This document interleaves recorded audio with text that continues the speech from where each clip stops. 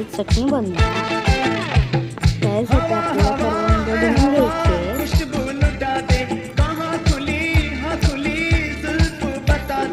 आता करवंद डिश मध्ये काढूया.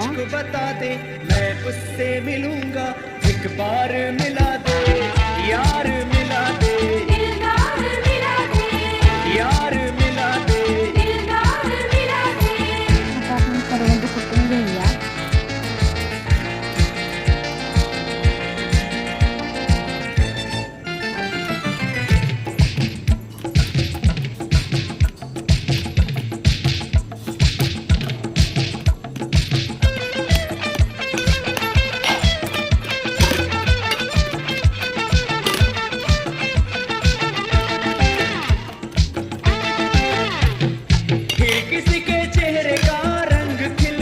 करवंदाला वाटेत काढून घेऊया.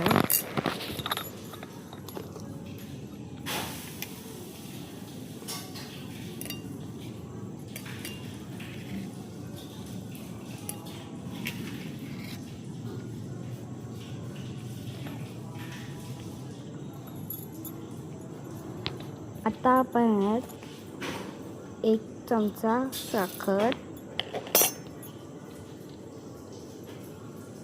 थोडंसं मीठ आणि टेस्टनुसार मीठ टाकून घेऊया.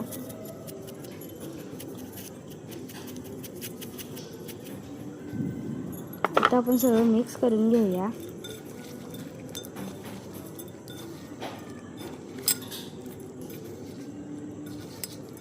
एकदम तिखट झालेली आहे. तुम्ही पाहिजे तरी साखर एक्स्ट्रा ॲड करू शकता.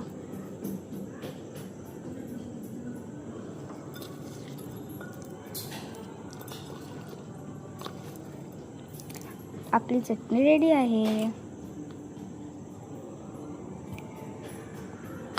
Bye bye.